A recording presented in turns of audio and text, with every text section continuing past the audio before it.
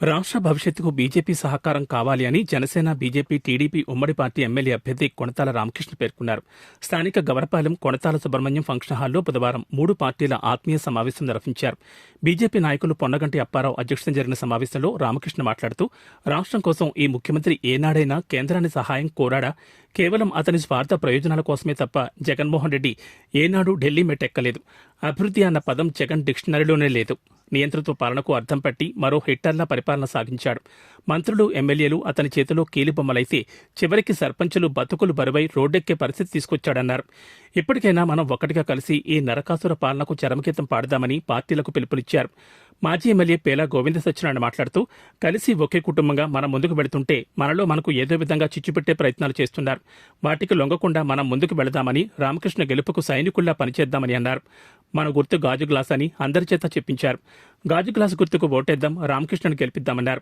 TDP జిల్లా అధ్యక్షుడు బుద్ధ నాగజగదీష్ మాట్లాడుతూ, మనమంతా కలిసి సహృదయుడు, సౌమ్యశీలి రామకృష్ణ విజయానికి మనమంతా ఒక్కటై కృషి చేస్తే అత్యధిక మెజార్టీ సాధిస్తామని అన్నారు. వీరితో పాటు పలువురు మాట్లాడుతూ, రామకృష్ణ విజయం ముగ్గురు నేతలైన మోడీ, చంద్రబాబు, పవన్ కళ్యాణ్ల విజయమని తెలిపారు. ఈ సమావేశంలో 3 పార్టీల నాయకులు, కార్యకర్తలు, అభిమానులు పాల్గొన్నారు. విస్తృత స్థాయి సమావేశానికి చేసినటువంటి వేదిక మీద ఉన్నటువంటి పెద్దలందరికీ, అలాగే మా తోటి కార్యకర్తలు, నాయకులందరికీ కూడా ముందుగా శిరస్సు వంచి మా నమస్కారం తెలియజేసుకుంటూ, ఈరోజు పట్టణ పరిధిలో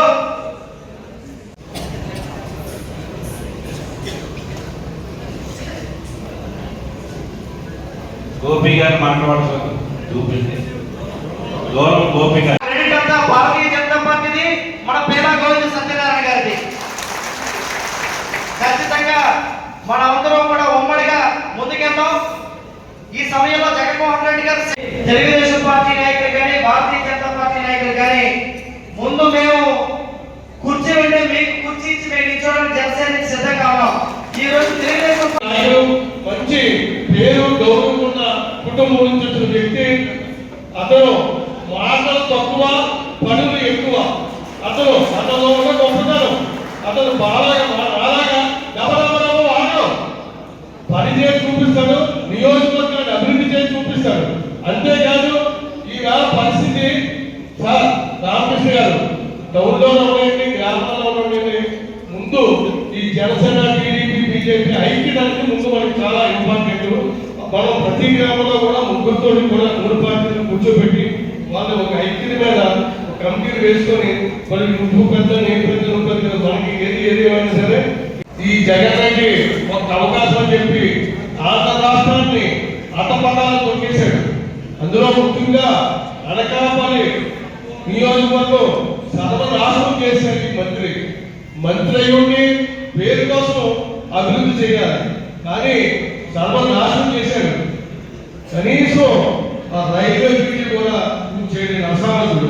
ఉండవన్నీ పైకి పంపించి కేవలం పొలాల కోసమే ప్రయత్నం చేసి కోట్లాది రూపాయలు స్వాహా చేశాడు మంత్రి రామన్న.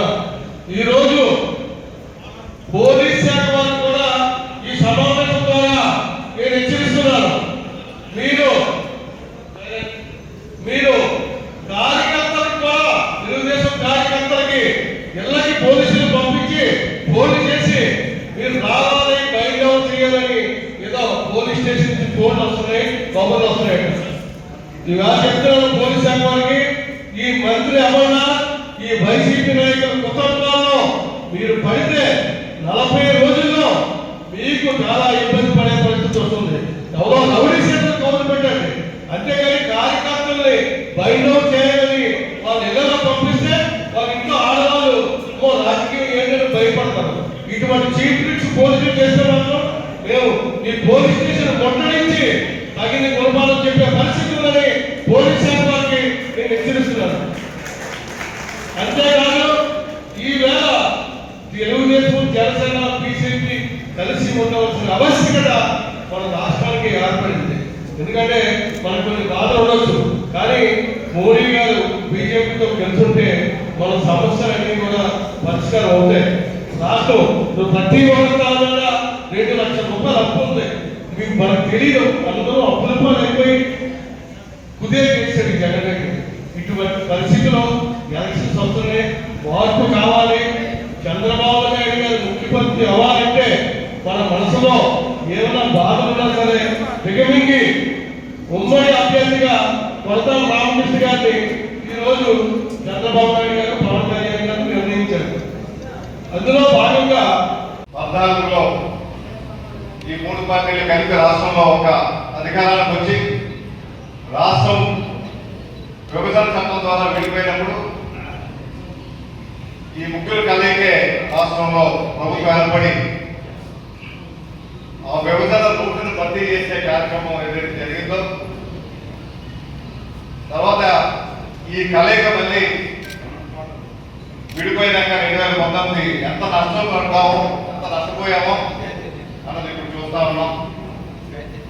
వాస్తవానికి మంచి విషయాలు కూడా మీ ఎమ్మెల్యే అనకాపల్లి పట్టణ కార్యకర్తల నాయకుల ఆత్మీయ సమ్మేళన సమావేశానికి అధ్యక్షత వహించిన సోదరులు వరగంట అప్పారావు గారికి, వర్మ గారికి, జిల్లా అధ్యక్షుడు ఈ పొత్తు ఎందువల్ల కూడా స్పష్టంగా పవన్ కళ్యాణ్ గారు కానీ చంద్రబాబు నాయుడు గారు చెప్పారు.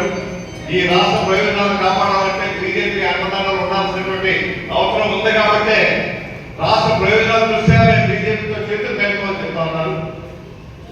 ఇప్పుడు అధికారంలో ఉన్నటువంటి పార్టీలకు చీకటి ఒప్పందాలు పెట్టుకోలేదే.